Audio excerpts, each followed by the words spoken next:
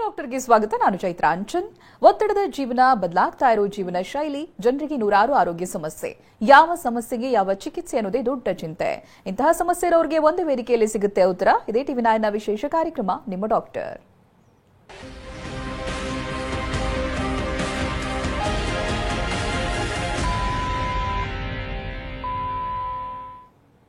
ಇವತ್ತು ಬಹಳ ಮುಖ್ಯವಾಗಿ ಗರ್ಭಿಣಿಯರಲ್ಲಿ ಕಿಡ್ನಿ ಸಮಸ್ಯೆಗಳು ಏನೇನು ಕಂಡು ಬರುತ್ತೆ ಅನ್ನೋ ವಿಚಾರವಾಗಿ ಮಾಹಿತಿನ ತಿಳಿಸಿಕೊಡ್ತೀವಿ. ಸಾಮಾನ್ಯವಾಗಿ ಯಾವುದೇ ಆರೋಗ್ಯ ಸಮಸ್ಯೆಗೆ ಒಳಗಾದಂತ ವ್ಯಕ್ತಿ ಸಹಿಸಲಾಗದಂತ ನೋವು ಕಾಣಿಸಿಕೊಂಡಾಗ ವೈದ್ಯರನ್ನ ಭೇಟಿ ಆಗ್ತಾನೆ.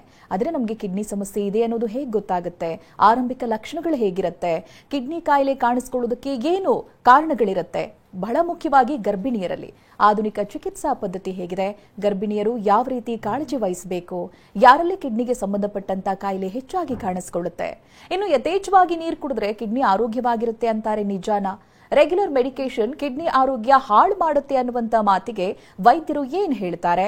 ಇವೆಲ್ಲದರ ಬಗ್ಗೆ ನಮ್ಮ ಜೊತೆಗೆ ಮಾಹಿತಿ ನೀಡೋದಕ್ಕೆ ಇದ್ದಾರೆ ಸಕ್ರಾ ವರ್ಲ್ಡ್ ಹಾಸ್ಪಿಟಲ್ನ ಡಾಕ್ಟರ್ ಸುಷ್ಮಾ ರಾಣಿರಾಜು. ಬನ್ನಿ ಅವರೊಂದಿಗೆ ಮಾತನಾಡೋಣ. ನಮಸ್ತೆ ಡಾಕ್ಟರ್, ಕಾರ್ಯಕ್ರಮಕ್ಕೆ ಸ್ವಾಗತ. ಈ ಕಿಡ್ನಿ ಆರೋಗ್ಯದ ಬಗ್ಗೆ ನೀರು ಕುಡಿದ್ರೆ ಚೆನ್ನಾಗಿರುತ್ತೆ ಅಥವಾ ಮೆಡಿಕೇಶನ್ ತಗೊಂಡಾಗ ಹಾಳಾಗುತ್ತೆ, ಈ ರೀತಿಯಂತ ಮಿತ್ಸ್ಗಳು ಬಹಳ ಆಸ್ ಅ ಡಾಕ್ಟರ್ ನೀವು ಕೂಡ ಕೇಳಿರ್ತೀರಾ, ಪೇಷಂಟ್ ನಿಮಗೆ ಕ್ವಶನ್ ಮಾಡಿರ್ತಾರೆ. ಇಲ್ಲಿ ಗರ್ಭಿಣಿಯರಿಗೆ ಕಿಡ್ನಿ ಸಮಸ್ಯೆ ಏನೇನು ಕಾಣಿಸ್ಕೊಳ್ಳುತ್ತೆ ಅನ್ನುವಂಥದ್ದು? ನಾರ್ಮಲ್ ಆಗಿ pregnancy is safe, but sometimes we take pregnancy for granted, ಹೌದಲ್ವಾ? ಕೆಲವೊಂದು ಕಿಡ್ನಿ ಸಮಸ್ಯೆಗಳು ಪ್ರೆಗ್ನೆನ್ಸಿನಲ್ಲೂ ಕಾಡಬಹುದು. ಲೈಕ್ ಅಕ್ಯೂಟ್ ಕಿಡ್ನಿ ಇಂಜುರಿ ಅಂತ ಹೇಳ್ತೀವಿ, ಅಂದರೆ ತ್ವರಿತ ಪ್ರಮಾಣವಾಗಿ ವೇಗದಲ್ಲಿ ನಮ್ಮ ಕಿಡ್ನಿ ವೈಫಲ್ಯತೆ ಆಗೋದು. ಇದು ಯಾಕಾಗುತ್ತೆ? ಪ್ರೆಗ್ನೆನ್ಸಿಯಲ್ಲಿ ವೆರಿ ರೇರ್ಲಿ ಹೈಪರೆಮೆಸಿಸ್ ಗ್ರಾವಿಡೋರಿಯಮ್ ಅಂತ ಹೇಳ್ತಾರೆ, ಅಂದರೆ ಹೆಚ್ಚಾಗಿ ವಾಕರಿಕೆ ಹಾಕೋದ್ರಿಂದ, ವಾಂತಿ ಆಗೋದ್ರಿಂದ, ಡಿಹೈಡ್ರೇಷನ್ ಆಗಿ ಕಿಡ್ನಿ ಇಂಜುರಿ ಆಗ್ಬೋದು. ಆರ್ ಅಂಡರ್ಲೈಯಿಂಗ್ ಅವ್ರಿಗೆ ಆಲ್ರೆಡಿ ಕಿಡ್ನಿ ತೊಂದರೆ ಇರ್ಬೋದು, ಕ್ರಾನಿಕ್ ಕಿಡ್ನಿ ಡಿಸೀಸ್ ಅಂತ ಹೇಳ್ತೀವಿ, ಪರೀಕ್ಷೆ ಮಾಡ್ಕೊಂಡಿರಲ್ಲ, ಗೊತ್ತಾಗಿರೋದಿಲ್ಲ. ಸೊ ಪ್ರೆಗ್ನೆನ್ಸಿ ಟೈಮಲ್ಲಿ ಚೆಕಪ್ ಮಾಡ್ಕೊಳ್ಳೋಕೆ ಹೋದಾಗ ಆವಾಗ ಇನ್ವೆಸ್ಟಿಗೇಷನ್ಸ್ ಮಾಡಿದಾಗ ಗೊತ್ತಾಗುತ್ತೆ ಪ್ರಾಬ್ಲಮ್ ಇದೆ ಅಂತ. ಇಲ್ಲಾಂದರೆ ಯೂರಿನರಿ ಟ್ರ್ಯಾಕ್ಟ್ ಇನ್ಫೆಕ್ಷನ್ಸ್ ಸರ್ವೇ ಸಾಧಾರಣವಾಗಿ ನೋಡ್ತೀವಿ. ಮತ್ತು ಗ್ರಾವಿಡ್ ಯೂಟ್ರಸ್, ಪ್ರೆಗ್ನೆನ್ಸಿಲಿ ಯೂಟ್ರಸ್ ದೊಡ್ಡದಾಗೋದ್ರಿಂದ ಅದು ಯುರೇಟಸ್ ಮೂತ್ರನಾಳದ ಮೇಲೆ ಪ್ರೆಷರ್ ಹಾಕೋದ್ರಿಂದ ಅದು ಕಂಪ್ರೆಸ್ ಮಾಡಿ ಅದು ಕಿಡ್ನಿನ ಸ್ವೆಲ್ಲಿಂಗ್ ಕಾಸ್ ಮಾಡ್ಬೋದು, ಹೈಡ್ರೋನೆಫ್ರೋಸಿಸ್ ಅಂತ ಹೇಳ್ತೀವಿ. ಇದಷ್ಟೇ ಅಲ್ಲದೆ ಕಿಡ್ನಿಗೆ ಸ್ಪೆಸಿಫಿಕ್ ಆಗಿ ಇನ್ಫ್ಲಮೇಷನ್ ಅಂತ ಆಗುತ್ತೆ, ಗ್ಲಾಮರುಲೋನೆಫ್ರೈಟಿಸ್ ಅಂತ. ಈ ಗ್ಲಾಮರುಲೋನೆಫ್ರೈಟಿಸ್ ಕಾಯಿಲೆಗಳು ಇರತಕ್ಕಂಥ ವುಮೆನ್ ಅವರೇನಾದರೂ ಪ್ರೆಗ್ನೆಂಟ್ ಆದರೆ so that can flare, actually ಅದು ಉಲ್ಬಣಗೊಳ್ಬೋದು. ಓಕೆ, ಇದಲ್ದೇ there are very rare other diseases, ಏನದು TMA, HUS ಅಂತ.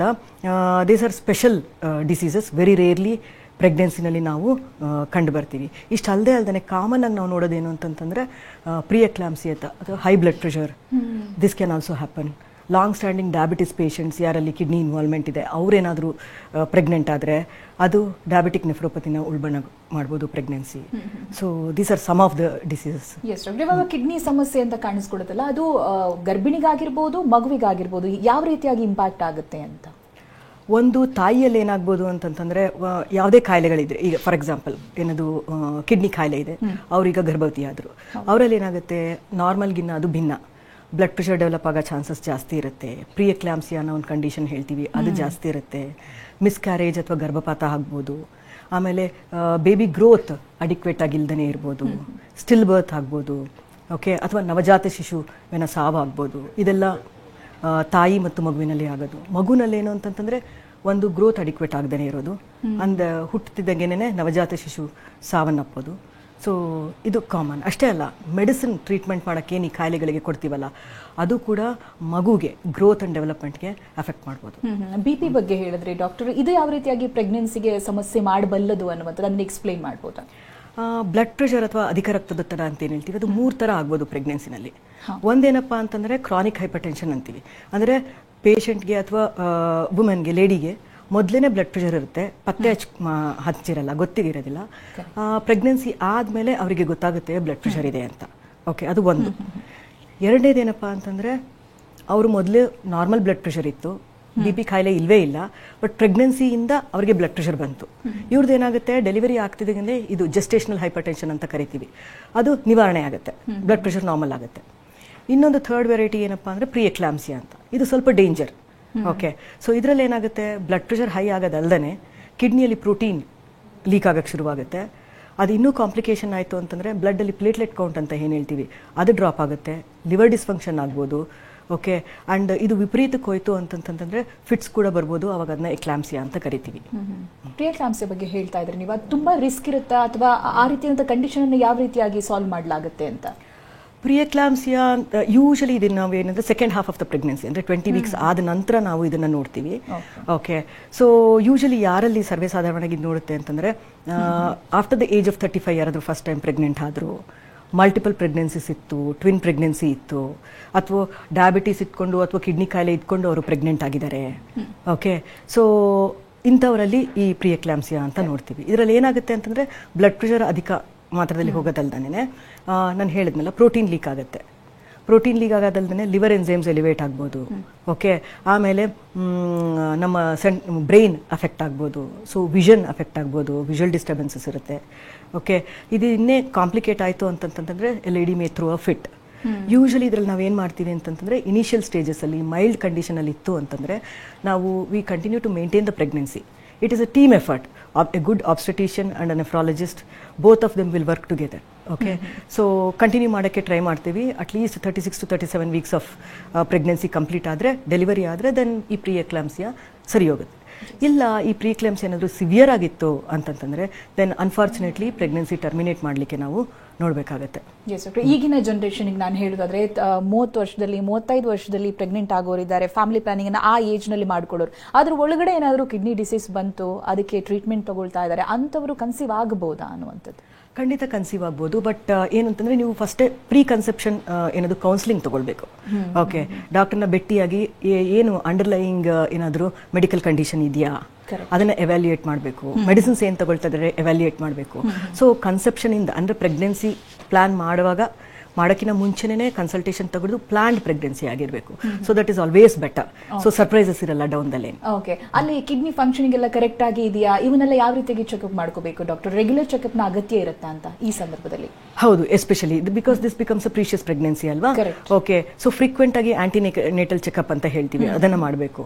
ನಾವು ಕಿಡ್ನಿಗೆ ಸಂಬಂಧಪಟ್ಟವಾದರೆ ನಾವು ಏನು ನೋಡ್ತೀವಿ ಅಂತಂದ್ರೆ ವೇಟ್ ಗೇನ್ಸ್ ಕರೆಕ್ಟ್ ಆಗಿದೆಯಾ, ಆರ್ ಎಕ್ಸೆಸಿವ್ ವೇಟ್ ಗೇನ್ ಆಗ್ತಾ ಇದೆಯಾ. ಎಕ್ಸೆಸಿವ್ ವೇಟ್ ಗೇನ್ ಇತ್ತು ಅಂತಂದ್ರೆ then we know that is a red flag ಅಂತ. ಎರಡನೇದು ಬ್ಲಡ್ ಪ್ರೆಷರ್ ಹೇಗಿದೆ. ಓಕೆ, ಮೂರನೇದು ನಾವು ಬ್ಲಡ್ಡಲ್ಲಿ ಕ್ರಿಯಾಟಿನ್ ಅಂತ ನೋಡ್ತೀವಿ. ಓಕೆ, ನಾರ್ಮಲಲ್ಲಿ 0.6 to 1.2 is a normal creatinine level, ಅಂದರೆ ಕಿಡ್ನಿದು ಫಿಲ್ಟ್ರೇಷನ್ ಕೆಪಾಸಿಟಿ ಚೆನ್ನಾಗಿದೆ ಅಂತ ಅರ್ಥ. ಸೊ ಪ್ರೆಗ್ನೆನ್ಸಿಲಿ ಏನಾಗುತ್ತೆ, ಕಿಡ್ನಿ ಹೈಪರ್ ಫಿಲ್ಟ್ರೇಷನ್ ಮಾಡುತ್ತೆ. ಹಾಗಾಗಿ ಇವ್ರ ಕ್ರಿಯಾಟಿನ್ ಏನಿರುತ್ತೆ 0.4 to 0.6 ಇರಬೇಕು. So if it is out of this ಅಂದರೆ ನಾರ್ಮಲ್ ರೇಂಜ್ಗೆ ಏನಾದರೂ ಬಂದರೆ, ಪ್ರೆಗ್ನೆಂಟ್ ವುಮೆನಲ್ಲಿ ಏನು ರೇಂಜ್ ಅದಿತ್ತು ಅಂತಂದರೆ, so that is once again a red flag. ಏನಾದರೂ ಕಿಡ್ನಿ ತೊಂದರೆ ಇದೆಯಾ ಅಂತ ನೋಡಬೇಕಾಗುತ್ತೆ. ಆ್ಯಂಡ್ ಸಮ್ಟೈಮ್ಸ್ ಇಫ್ ನೆಸೆಸರಿ ನಾವು ಅಲ್ಟ್ರಾಸೌಂಡ್ ಸ್ಕ್ಯಾನ್ ಕೂಡ ಮಾಡಿ ಅದನ್ನು ಫಾಲೋ ಅಪ್ ಮಾಡ್ತೀವಿ, ರೆಗ್ಯುಲರ್ ಆಗಿ ಫಾಲೋ ಅಪ್ ಮಾಡ್ತೀವಿ. Basically regular checkup is very important. ಇಲ್ಲಿ ಪ್ರೆಗ್ನೆಂಟ್ ವುಮೆನ್ ಮತ್ತೆ ನ್ಯೂ ಪ್ರೆಗ್ನೆಂಟ್ ವುಮೆನ್ ಅಲ್ಲಿ ಟ್ರೀಟ್ಮೆಂಟ್ ಅಲ್ಲಿ ಏನಾದರೂ ವ್ಯತ್ಯಾಸ ಇದೆಯಾ ಅಂತ? ಅಂಡ್ ಮೋರೋ ನಾನು ಕೇಳಬೇಕು, ನ್ಯೂ ಪ್ರೆಗ್ನೆನ್ಸಿ ಅನ್ನೋದು ಎಷ್ಟು ಮಂತ್ ವರೆಗೆ ನೀವು ಕನ್ಸಿಡರ್ ಮಾಡ್ತೀರಾ, ಹೇಗೆ ಅನ್ನೋದಾಗಿ? ಸೊ ಪ್ರೆಗ್ನೆಂಟ್ ವುಮೆನ್ ಮತ್ತೆ ಅಂದರೆ you are asking probably the kidney disease in pregnant women and non pregnant women ಹೌದಲ್ವಾ?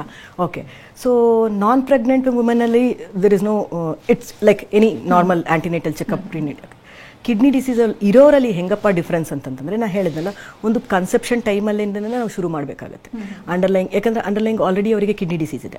So whether they are fit to undergo this pregnancy or not, risks ಎಷ್ಟಿದೆ, benefit ಎಷ್ಟಿದೆ. Risk ಇತ್ತು ಅಂತಂದರೆ ತಾಯಿಗೆ ಎಷ್ಟು ಮಟ್ಟಿನ ರಿಸ್ಕ್ ಇದೆ, ಮಗುಗೆ ಎಷ್ಟು ಮಟ್ಟಿನ ರಿಸ್ಕ್ ಇದೆ. ಸೊ ಇದನ್ನು ನೋಡಬೇಕು ಒಂದು. ಆಮೇಲೆ ಎರಡನೇದು ಫಾಲೋಅಪ್, ಇದೇನದು ನಾನ್ ಕಿಡ್ನಿ ಡಿಸೀಸ್ ವುಮೆನ್ ಪ್ರೆಗ್ನೆಂಟ್ ಆದಾಗ ಏನಿರುತ್ತೆ, ಅಥವಾ ಕಿಡ್ನಿ ಡಿಸೀಸ್ ಅವ್ರಿಗೆ ಇನ್ನೂ ಫ್ರೀಕ್ವೆಂಟ್ ಆಗಿ ಫಾಲೋ ಅಪ್ ಮಾಡಬೇಕಾಗುತ್ತೆ ನಾವು. Okay, cross consultation between the obstetrician ಮತ್ತು ನಮ್ಮ nephrology is very much important. And we need to have a specialised radiology, trained radiology team as well. Okay, that is about the follow up. And also medicines ನಾವು nephrologist ಆಗಿ ಈ kidney ಕಾಯಿಲೆಗೆ ಏನು medicines ಕೊಡ್ತೀವಿ, will have to be careful whether that will impact the foetus, growing ಚೈಲ್ಡ್ಗೆ, ಬೇಬಿಗೆ ಏನಾದರೂ growth and ಡೆವಲಪ್ಮೆಂಟ್ಗೆ affect ಆಗುತ್ತಾ ಅನ್ನೋದು ನೋಡಬೇಕು. ಸೊ ಈ ವಿಧಿಯಲ್ಲಿ how kidney disease patient becoming a pregnant and non kidney disease patient becoming a pregnant difference. ಇವಾಗ ಡಯಾಲಿಸಿಸ್ಗೆ ಒಳಗಾಗ್ತಾ ಇರ್ತಾರಲ್ವಾ ಕಿಡ್ನಿ ಸಮಸ್ಯೆ ಇರೋರು, ಅಂಥವರು ಪ್ರೆಗ್ನೆಂಟ್ ಆದಾಗ ಪ್ರೆಗ್ನೆಂಟ್ ಪೀರಿಯಡ್ ಅನ್ನು ಯಾವ ರೀತಿಯಾಗಿ ನೋಡ್ಲಾಗುತ್ತೆ ಅನ್ನುವಂಥದ್ದು, ಆಗಬಹುದಾ ಅನ್ನುವಂಥದ್ದು ಒಂದು ಪ್ರಶ್ನೆ. ಒಂದು ಫರ್ಟಿಲಿಟಿ ಅಂತ ನಾವು ಏನು ಹೇಳ್ತೀವಿ ವುಮೆನ್ದು, ಅದು ಡ್ರಾಪ್ ಆಗುತ್ತೆ ಡಯಾಲಿಸಿಸ್ಗೆ ಬಂದಾಗ. ಓಕೆ, ಹಾಗಾಗಿ ಅವ್ರದ್ದು ಮೆನ್ಸ್ಟ್ರಲ್ ಸೈಕಲ್ಸ್ನು ಇರ್ರೆಗ್ಯುಲರ್ ಆಗಿರುತ್ತೆ. ಸಮ್ಟೈಮ್ಸ್ ಈ ಮೆನ್ಸ್ಟ್ರಲ್ ಸೈಕಲ್ ಟೋಟಲಿ ಆಬ್ಸೆಂಟ್ ಆಗೂ ಇರ್ಬೋದು. ಹಾಗಾಗಿ ಕನ್ಸೆಪ್ಷನ್ನು ಸ್ವಲ್ಪ ರೇರ್, ಬಟ್ ಆಗದೇ ಇಲ್ಲ ಅಂತ ಇಲ್ಲ. ಆಗಬಹುದು. ಆದಾಗ ನಾವು ಟೈಮ್ಲಿ ಅದನ್ನ ಪಿಕಪ್ ಮಾಡೋದು ಇಂಪಾರ್ಟೆಂಟ್. ಯಾಕಂದ್ರೆ ಆಲ್ರೆಡಿ ಇರೆಗ್ಯುಲರ್ ಸೈಕಲ್ಸ್ ಇರುತ್ತೆ. If they conceive will not get to know. So ಆವಾಗ ನಾವೇನ್ ಮಾಡ್ತೀವಿ, ಬ್ಲಡ್ ಅಲ್ಲಿ ಚೆಕ್ ಮಾಡಿಬಿಟ್ಟು ಬ್ಲಡ್ ಲೆವೆಲ್ ಅಲ್ಲಿ ಹಾರ್ಮೋನ್ ಲೆವೆಲ್ ಚೆಕ್ ಮಾಡ್ತೀವಿ, ಪೀರಿಯಾಡಿಕ್ ಆಗಿ ಚೆಕ್ ಮಾಡಿ really they are conceived or not ಅಂತ ನೋಡ್ತೀವಿ. ಅಲ್ಟ್ರಾಸೌಂಡ್ ಸ್ಕ್ಯಾನ್ ಮಾಡಿ ಅದನ್ನ ಪತ್ತೆ ಹಚ್ತೀವಿ. ಪತ್ತೆ ಹಚ್ಚಿದ ಮೇಲೆ then whether to continue the pregnancy or not continue the pregnancy, very very important. ಯಾಕಂತಂದ್ರೆ ಡಯಾಲಿಸಿಸ್ ಪೇಷಂಟ್ಸ್ ಅಲ್ಲಿ ಅವ್ರೇನಾದ್ರೂ ಕನ್ಸೀವ್ ಆದರೆ ಅವ್ರಿಗೆ this pregnancy becomes a very high risk pregnancy. Okay, ನಾವು ಆಗಲೇ ಹೇಳಿದ್ವಲ್ವಾ, ಪ್ರೀ ಎಕ್ಲಾಂಪ್ಸಿಯಾ ಅನ್ನೋ ಕಂಡೀಷನ್ನು, ಎಕ್ಲಾಂಪ್ಸಿಯಾ ಅನ್ನೋ ಕಂಡೀಷನ್ನು ತುಂಬ ಜಾಸ್ತಿ. They will be very very high risk to develop all these things. ಆಮೇಲೆ ಈ ಪ್ರೆಗ್ನೆನ್ಸಿ ಸಸ್ಟೈನ್ ಆಗುತ್ತಾ ಅಥವಾ ಅಬಾರ್ಷನ್ ಆಗುತ್ತಾ, there are high chances of they landing up in miscarriage. ಆಮೇಲೆ not only that, development of child okay ಅದು sufficient ಆಗಿರಲ್ಲ. Okay, so growth small for gestational age ಅಂತ ಹೇಳ್ತೀವಿ. ಅಂದರೆ ಒಂದು ಗರ್ಭಾವಸ್ಥೆಗೆ ವಯಸ್ಸೇನಿರುತ್ತೆ ಅದಕ್ಕೆ ತಕ್ಕನಾಗಿ ಇದು ಬೇಬಿ ಡೆವಲಪ್ಮೆಂಟ್ ಆಗಲ್ಲ. So that is not good for the baby. So ಅದನ್ನೆಲ್ಲ ಅಸೆಸ್ ಮಾಡೋಗುತ್ತೆ individually, what kind of a disease that they are having underlying and what stage they are in, ಅದನ್ನು ನೋಡಬೇಕು. ಇಷ್ಟೆಲ್ಲ ಆಗಿ chances of success is more ಅಂತಂತಂದರೆ it is worth doing that. ಇಲ್ಲ, the chances of risk is more, ಮದರ್ಗೂ risky, ಚೈಲ್ಡ್ಗೂ risk, baby might not ಏನದು birth normal ಆಗಿ ಆಗಲ್ಲ, ಸ್ಟಿಲ್ ಬಾರ್ನ್ ಆಗುತ್ತೆ ಅಂತಂದರೆ ದೆನ್ ಅನ್ಫಾರ್ಚುನೇಟ್ಲಿ ನಾವು ಮೆಡಿಕಲ್ ಟರ್ಮಿನೇಷನ್ ಆಫ್ ಪ್ರೆಗ್ನೆನ್ಸಿಗೆ ಫಾಲ್ ಮಾಡಬೇಕಾಗುತ್ತೆ. Not only that, so in a very rare case we said that ಆಯಿತು ನಾವು ಪ್ರೆಗ್ನೆನ್ಸಿನ ಕಂಟಿನ್ಯೂ ಮಾಡ್ತೀವಿ ಅಂತ ಇಟ್ಕೊಳ್ಳಿ. So that is not a easy task. You should have a very well trained dialysis staff and dialysis unit and ICU setting. ಇಂಥವ್ರಲ್ಲಿ ನಾವೇನು ಮಾಡ್ತೀವಿ, preemptive ಆಗಿ ಅಡ್ಮಿಟ್ ಮಾಡ್ತೀವಿ. ಓಕೆ, ನಾರ್ಮಲ್ ಏನು ಡ್ಯೂ ಡೇಟ್ ಬಂದಾಗ ಅಡ್ಮಿಷನ್ ಮಾಡ್ತೀವಲ್ಲ ಆ ರೀತಿ ಆಗಲ್ಲ. So they will be under arrest, proper nutrition ನೋಡಬೇಕಾಗತ್ತೆ. Requirement of dialysis in such people it is much more. Normally ನಾವು 3 times a week ಏನು ಡಯಾಲಿಸಿಸ್ ಮಾಡ್ತೀವಿ ಸರ್ವೇ ಸಾಧಾರಣ CKD ಪೇಷಂಟ್ಸ್ಗೆ. ಇವರಲ್ಲಿ ಆಲ್ಮೋಸ್ಟ್ 4 ರಿಂದ 5 session of dialysis in a week ಮಾಡಬೇಕಾಗತ್ತೆ. Accordingly nutrition manage ಮಾಡಬೇಕಾಗತ್ತೆ. So these are all the special precautions that we take in such rare decisions if at all if we make. Yes doctor, ಇವಾಗ young ಏಜಲ್ಲೇ kidney transplant ಆಗಿರುತ್ತೋ ಅದರ medication ಇವೆಲ್ಲ ಹೆಚ್ಚಾಗಿರುವಂಥ ಸಂದರ್ಭದಲ್ಲಿ ಅವರು conceive ಆಗುವಂಥ ಚಾನ್ಸಸ್ಗಳಿದೆಯಾ? ಈಗ ನಾವೇನು end stage kidney disease dialysis ಪೇಷಂಟಲ್ಲಿ ಮಾತಾಡಿದ್ವಲ್ಲ, ಅವ್ರಿಗೆ ಕಂಪೇರ್ ಮಾಡಿದ್ರೆ ಇನ್ನು transplant patient is actually conceive ಮಾಡೋದು ಬೆಟರ್. ಯಾಕಂತಂದರೆ ಅಟ್ಲೀಸ್ಟ್ ಅವ್ರದ್ದು ಫರ್ಟಿಲಿಟಿ ಇಂಪ್ರೂವ್ ಆಗಿರುತ್ತೆ. The chances of conception successful pregnancies better ಇರುತ್ತೆ. ಓಕೆ, ಅಗೇನ್ ಇಲ್ಲಿ ನಾವೇನು ಒಂದನ್ನು ನೋಡಬೇಕು ಅಂತಂತಂದರೆ, ಟ್ರಾನ್ಸ್ಪ್ಲಾಂಟ್ ಜಸ್ಟ್ ಬಿಕಾಸ್ ಟ್ರಾನ್ಸ್ಪ್ಲಾಂಟ್ ಆಗಿದೆ ತಕ್ಷಣ ಪ್ರೆಗ್ನೆಂಟ್ ಆಗಲಿಕ್ಕಾಗಲ್ಲ. ಓಕೆ, ಸೊ ಆ ಗ್ರಾಫ್ಟ್ ಟ್ರಾನ್ಸ್ಪ್ಲಾಂಟೆಡ್ ಗ್ರಾಫ್ಟ್ ಚೆನ್ನಾಗಿ ಕೆಲಸ ಮಾಡ್ತಾ ಇರಬೇಕು. ರಿಜೆಕ್ಷನ್ ಎಪಿಸೋಡ್ಸ್ ಇರಬಾರ್ದು. ಮತ್ತೆ ಮೆಡಿಸಿನ್ಸ್ ಏನು ತಗೊಳ್ತಾರೆ ಅವರು, ಆ ಮೆಡಿಸಿನ್ ಕನ್ಸೆಪ್ಷನ್ ಆಗೋ ಟೈಮಲ್ಲಿ ನ್ಯೂ ಬಾರ್ನ್ ಬೇಬಿಗೆ ಅಫೆಕ್ಟ್ ಮಾಡಬಾರ್ದು, ಬೇಬೀಸ್ ಗ್ರೋತ್ಗೆ ಅಫೆಕ್ಟ್ ಮಾಡಬಾರ್ದು. ಇದನ್ನೆಲ್ಲ ನೋಡಿಬಿಟ್ಟು ನಾವು ಅವ್ರಿಗೆ period of time immunosuppression medications ಎಲ್ಲ ಚೇಂಜ್ ಮಾಡಿ ಕೊಡ್ತೀವಿ. Then they will go ahead. ಆಮೇಲೆ ಕನ್ಸೆಪ್ಷನ್ ಆಗುತ್ತೆ pregnancy. And then regular follow up, intensive follow up, multidisciplinary approach, and when the time for delivery comes, again it's a team management. In general ಆಗಿ kidney ಸಮಸ್ಯೆ ಇರೋರು pregnant ಆದಾಗ ಏನೇನು ಸಮಸ್ಯೆಗಳು ಅವರಿಗೆ ಎದುರಾಗುತ್ತೆ ಅನ್ನುವಂಥದ್ದು, ಮಗುವಿಗೆ ಮತ್ತೆ ತಾಯಿಗೆ ಯಾವ್ಯಾವ ಕಾಂಪ್ಲಿಕೇಶನ್ಸ್ಗಳನ್ನ ನೋಡ್ತಾರೆ ಅವರು ಅಂತ. So we touched about that topic. ಒಂದು ಏನಪ್ಪ ಅಂತಂತಂದ್ರೆ, ತಾಯಿಗೆ ಹೇಳಿದ್ನಲ್ಲ, ಕಿಡ್ನಿ ತೊಂದರೆ ಇರೋರಿಗೆ ಹೈ ಬ್ಲಡ್ ಪ್ರೆಷರ್ ಡೆವಲಪ್ ಆಗುತ್ತೆ.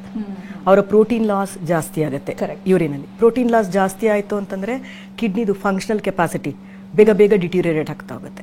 ಪ್ರೆಗ್ನೆಂಟ್ ಆಗಿಲ್ದೇನೆ ಇದ್ರೆ ಯಾವ ರೇಟಲ್ಲಿ ಅದು ಕಿಡ್ನಿ ಡಿಕ್ಲೈನ್ ಆಗುತ್ತೆ, ಅದಕ್ಕೆ ಕಂಪೇರ್ ಮಾಡಿದ್ರೆ ಪ್ರೆಗ್ನೆಂಟ್ ಆದಾಗ ಇನ್ನು ತ್ವರಿತಗತಿಯಲ್ಲಿ ಡ್ಯಾಮೇಜ್ ಆಗುತ್ತೆ. Sometime these people may come on a dialysis also. Okay, and they may through a fit also. Okay, very rare cases ಅಂತ ಡಿಸೀಸಸ್ ಅಂತ ನಾವೇನು ಹೇಳ್ತೀವಿ, ಪ್ರೀ ಎಕ್ಲಾಂಪ್ಸಿಯಾ ಅಥವಾ ಹೆಲ್ಪ್ ಸಿಂಡ್ರೋಮ್, ಆಮೇಲೆ HUS, ಈ ಕಾಯಿಲೆಗಳೆಲ್ಲ ಇಂಥವರಲ್ಲಿ ಜಾಸ್ತಿ ಆಗೋ ಚಾನ್ಸಸ್. ಇದು ಮದರ್ದಾಯಿತು. ಚೈಲ್ಡ್ಗೆ ಏನಪ್ಪ ಅಂತಂತಂದರೆ, ಇಟ್ಸ್ ಮೇನ್ಲಿ ಚೈಲ್ಡ್ ಏನಂತಂದರೆ growth and developmental abnormality. Okay, congenital abnormality, ಹುಟ್ಟುತ್ತಾನೆ ಅವರು ಜನ್ಮ ಸಹಿತ ಅಬ್ನಾರ್ಮಲ್ ಇದಾಗಿ ಹುಟ್ಟೋದು. ಆಮೇಲೆ ವೆಯ್ಟ್ ಏಜ್ಗೆ ತಕ್ಕನಾಗಿ ಇಲ್ದೇ ಇರೋದು. ಆ್ಯಂಡ್ ದೇರ್ ಆರ್ ಸರ್ಟನ್ ಗ್ಲಾಮುಲೋನೆಫ್ರೈಟಿಸ್, ಈಗ SLE ಅಥವಾ ಲೂಪಸ್ ನೆಫ್ರೈಟಿಸ್ ಅಂತ ಹೇಳ್ತೀವಿ. ಅವರಲ್ಲಿ ಏನಾಗುತ್ತೆ, ತಾಯಿಗೆ ಆ ಕಾಯಿಲೆ ಇತ್ತು ಅಂತಂದರೆ ಮಗುವಿಗೂ ಕೂಡ ಆ ಕಾಯಿಲೆ ಬರೋ ನಿಯೋನೇಟಲ್ ಲೂಪಸ್ ಬರೋ ಚಾನ್ಸಸ್ ಇರುತ್ತೆ. Okay, so that's how it is going to affect both mother as well as a child. Yes, ಇವಾಗ ಡಾಕ್ಟರ್ ಹತ್ರ ಹೋದ ತಕ್ಷಣ ಚಿಕ್ಕ ಜ್ವರ ಇದ್ರೂ ಮೊದಲು ಮೆಡಿಸಿನ್ ತಗೊಳ್ಳಿ, ನಿಮ್ಮ ಡಯಟಿಂಗ್ ಕರೆಕ್ಟ್ ಇರಬೇಕು, ಫುಡ್ ಚೆನ್ನಾಗಿ ತಗೋಬೇಕು ಅನ್ನೋದಾಗಿನೇ ನೀವು ಸಜೆಸ್ಟ್ ಮಾಡ್ತೀರಾ ಫಸ್ಟ್. ಇಂಥ ಕೇಸಸ್ಗಳಲ್ಲಿ ಯಾವ ರೀತಿಯ ಸಜೆಷನ್ಸ್ ಇರುತ್ತೆ? Nutrition is very, very important. Okay, so a pregnant woman should eat healthy. Optimal quantum of a protein is necessary. Optimum quantum of calories is necessary. Correct. Basically, eat healthy. Fruits and vegetables should be taken adequately. Water content should be adequate. Basically, junk, oily food, deep fried food should be avoided. Salt restriction should be there. Pregnant women ಅಂದಾಗ ಅವಾಗ ಏನ್ suggest ಮಾಡ್ತೀರಾ ನೀವು ಅವರಿಗೆ? It depends of what kind of a craving they develop and how can you allow them to cheat so that mother health is not compromised. ಅಲ್ಲಿ life style ಚೇಂಜಸ್ಗಳು ಬಹಳ ಮುಖ್ಯವಾಗುತ್ತೆ. ಯಾವ ರೀತಿಯ ಲೈಫ್ ಸ್ಟೈಲ್ ಚೇಂಜಸ್ಗಳು ಕಿಡ್ನಿ ಡಿಸೀಸ್ ಇರುವಂತಹ pregnant women practice ಮಾಡಬೇಕಾಗುತ್ತೆ ಅನ್ನುವಂಥದ್ದು? Life style is a key. First and foremost, optimal maintaining a optimal weight, very, very important. Correct. Obesity ಮತ್ತು overweight ನ avoid ಮಾಡಬೇಕು. And then eating, we already spoke about it. Physical activity is very, very essential. They'll have to be physically active. And then exercise activity is very good. It is good for maintaining our own health aldanene, internal organs health aldanene, growing baby health gunnu, it is very important. So consult with your doctor to what extent your physical activity and exercise practices can be enhanced anta. Okay, and then avoid use of alcohol and tobacco. Avoid over the counter medications, self prescription, self medications, they should be avoided. So, and health antandaga physical as well as a mental health, both of them come into a picture. So overall all these things point needs to be taken care of. Sakra world hospital ಬಗ್ಗೆ ಜನ ಕೇಳೇ ಇರ್ತಾರೆ, ಹೆಸರನ್ನ ಕೇಳಿದ್ದಾರೆ. ಯಾವ ರೀತಿಯಾದಂತಹ special treatment ಇಲ್ಲಿ ಮಾಡಲಾಗುತ್ತೆ ಕಿಡ್ನಿ ಡಿಸೀಸ್ ಇರುವಂತಹ ಪ್ರೆಗ್ನೆಂಟ್ ವುಮೆನ್ ಆಗಿರ್ಬೋದು, ಯಾವ ರೀತಿಯಾಗಿ ಅವರನ್ನ ಟ್ರೀಟ್ ಮಾಡಬೇಕಾಗುತ್ತೆ ಅನ್ನುವಂಥದ್ದು? One thing what we can say ನಮ್ಮಲ್ಲಿ ಏನಪ್ಪಾ ಅಂತಂದ್ರೆ we have a high risk obstetricians. Experienced obstetricians idare. We have a very good nephrology team. We have a very good ICU setup with us. We have a trained staff. Not only that, sometimes very rarely we will need a rheumatologist in our team. We need a good neonatologist and a navajata shishuna noda specialist pediatrics alli. Our importance ide. So all these people are available under one umbrella. Okay, and avರೇನೋ ಹೇಳ್ತಾರಲ್ಲ, you are as strong as your weakest link in the team ಅಂತ. So stronger your team members are, so stronger you are. Okay. ಕೆಲವೊಮ್ಮೆ doctor challenging ಕೇಸಸ್ಗಳು ಬಂದಿರುತ್ತೆ, ನೀವು ಅವ್ರ ಹತ್ರ ಹೇಳ್ಕೊಡಕ್ಕಾಗಲ್ಲ that ಎಷ್ಟು risk ಅಲ್ಲಿ ಅವ್ರು ಇರ್ತಾರೆ ಅನ್ನುವಂಥದ್ದು. ಅಂತ ಕೇಸಸ್ಗಳನ್ನ ಮ್ಯಾನೇಜ್ ಮಾಡುವಂಥದ್ದು ಎಷ್ಟು ಕಷ್ಟ ಅನ್ಸುತ್ತೆ ಅಂತ? That is one thara, yes, challenges are there, and that is what we are here for, and that gives an immense satisfaction and gratifying. That too, especially as a team, now arati madi, then when the patient goes home with a successful smile on their face, it's very good. So we have treated quite a few patients like that. One example here. Andre, we had a young lady, okay, so unfortunately she developed a glomerulonephritis. We treated her, we could not successfully, she did not respond to the treatment. She rapidly progressed, end stage kidney failure, she was on dialysis. Finally her fiance came forward, okay, and took a responsibility and got her dialyzed, and he got her married, got transplantation done. Post transplantation they followed, they were very meticulous follow up ali, and post 2 years when things were under control and when everything went well, so she conceived. So we managed her pregnancy, successful delivery, and they are doing good. Okay, we have couple of patients who have done very well like that. Ashte alla, iga lupus nephritis, young women alli we see that, glomerulonephritis, young women alli we see that. Okay, that should not stop from them leading their normal life. Okay, so we treat them, disease control barutte, disease control bandmele then they get married. Okay, they will have a normal like any other woman how she wishes to have their family and a child. So she continues her family, completes her family, and they are in a regular follow up. They come with the child for the follow up. It's very heartwarming to see. ನಿಮಗೆ gift ಸಿಕ್ಕಾಗಿರುತ್ತೆ. Of course. Yes doctor, ಇವಾಗ breast feeding ಟೈಮಲ್ಲೆಲ್ಲ medicine ತಗೋಬಾರ್ದು ಅಂತೆಲ್ಲ ಕೆಲವೊಂದು ಹೇಳ್ತಾರಲ್ವಾ, ಅದು myths ಏನೋ ಗೊತ್ತಿಲ್ಲ ನನಗೆ. ಬಟ್ ಇಲ್ಲಿ ಕಿಡ್ನಿ ಡಿಸೀಸ್ ಇರೋರಿಗೆ ಬ್ರೆಸ್ಟ್ ಫೀಡಿಂಗ್ ಏನು ಸಮಸ್ಯೆ ಬರಲ್ವಾ? Kidney disease, C breast feeding is very very important. ಅದರಲ್ಲಿ ಅಂತೂ ಎರಡು ಎಕ್ಸ್ಟ್ರಾ ಡೌಟೇ ಇಲ್ಲ. ಓಕೆ, ಹುಟ್ಟಿರುವ ನವಜಾತ ಶಿಶುಗೆ ಅದು ತುಂಬ ಇಂಪಾರ್ಟೆಂಟ್. ಅದನ್ನು ಕಂಟಿನ್ಯೂ ಮಾಡಬೇಕು. Very rarely V stop actually mother from breast feeding. ಅಕಸ್ಮಾತ್ ಅವ್ರು ಏನಾದರೂ ಮೆಡಿಸಿನ್ಸ್ ತಗೊಳ್ತಾ ಇದ್ದಾರೆ, ಆ ಮೆಡಿಸಿನ್ ಬ್ರೆಸ್ಟ್ ಮಿಲ್ಕಲ್ಲಿ ಸೆಕ್ರೀಟ್ ಆಗ್ತಾ ಇದೆ, ಅದು ಬೇಬಿಗೆ ಅಫೆಕ್ಟ್ ಆಗುತ್ತೆ ಅಂತ ಮಾತ್ರ ನಾವು ಸ್ಟಾಪ್ ಮಾಡ್ತೀವಿ. ಇನ್ವೇರಿಯಬಲಿ ಏನಾಗುತ್ತೆ ಅಂದರೆ ಪ್ರೆಗ್ನೆನ್ಸಿ ಟೈಮಲ್ಲೇ ನಾವು ಆ ರೀತಿ ಮೆಡಿಸಿನ್ಸ್ನ ಕೊಡೋದಿಲ್ಲ, ಅದಕ್ಕೇನಾದರೂ ಆಲ್ಟರ್ನೇಟಿವ್ ಆರ್ ಸಬ್ಸ್ಟಿಟ್ಯೂಟ್ ಮೆಡಿಸಿನ್ಸ್ನ ಕೊಡ್ತೀವಿ. ಓಕೆ, ಹಾಗಾಗಿ ಆ ಸಮಸ್ಯೆ ಯೂಶಲಿ ಬರೋದಿಲ್ಲ. ಟೇಕ್ ಹೋಮ್ ಮೆಸೇಜ್ ಏನು ಕೊಡ್ತೀರಾ ಡಾಕ್ಟರ್? ಇವಾಗಲೇ ಆ ರೀತಿಯಾಗಿ ಸಫರ್ ಆಗ್ತಾ ಇರೋರು ಏನು ಮೆಸೇಜ್ ಕೊಡೋಕ್ಕೆ ಇಷ್ಟಪಡ್ತೀರಾ? ಒಂದು, ಜಸ್ಟ್ ಬಿಕಾಸ್ ಕಿಡ್ನಿ ಕಾಯಿಲೆ ಇದೆ ಅಂತಂತಂದರೆ ಅಥವಾ ಬೇರೆ ಕಾಯಿಲೆ ಇದೆ ಅಂತಂತಂದರೆ don't lose your heart and don't lose your hope. ಹೌದಲ್ವಾ? So plan things. Okay, especially ನಮ್ಮ ಸೊಸೈಟಿನಲ್ಲಿ ಏನಿದೆ, ಒಂದು ಹೆಣ್ಮಗಳು ಅಂತಂತಂದರೆ ಮದುವೆ becomes a very important. We still there that family becomes very important. Okay, there so much of a pressure from all over. Okay, so take your decision independently. Don't get influenced by what the environment says. And if you really want it, meet a specialist team, consult the team. Okay, we will help you. Okay, that is number one. And you will have to assess and take that risk. One. And ಇನ್ನೆರಡನೇದೇನಪ್ಪ ಅಂತಂದರೆ, pregnancy don't take it for a granted. Okay, so it is precious, but there is that 3 to 4% of a population. Okay, they may land up in a trouble. So ಇದನ್ನು ನೀವು early diagnosis ಮಾಡಿದ್ರೆ ಖಂಡಿತ ಇದನ್ನು treat ಮಾಡ್ಬೋದು. So take care of yourselves. Yes, thank you doctor. ಇವತ್ತಿನ ಕಾರ್ಯಕ್ರಮದಲ್ಲಿ pregnancy ಮತ್ತೆ kidney ಸಮಸ್ಯೆಗಳು ಅನ್ನುವಂಥ ವಿಚಾರದ ಬಗ್ಗೆ ಬಹಳ ವಿವರವಾಗಿ ಮಾಹಿತಿಯನ್ನು ತಿಳಿಸಿಕೊಟ್ಟಿದ್ದೀರಾ. ಧನ್ಯವಾದಗಳು ನಿಮಗೆ. Thank you. ಇದುವರೆಗೆ ನಮ್ಮ ಜೊತೆಗಿದ್ದು ಡಾಕ್ಟರ್ ಸುಷ್ಮಾ ರಾಣಿ ರಾಜು. ನೇರ ಭೇಟಿಗಾಗಿರುವಂಥ ನಂಬರ್ ಹಾಗೆ ವಿಳಾಸವನ್ನು ನೋಟ್ ಮಾಡ್ಕೊಳ್ಳಿ. Sakra world hospital, outer ring road, Marathahalli, Bellandur, Bengaluru 560103. ದೂರವಾಣಿ ಸಂಖ್ಯೆ 0804969499.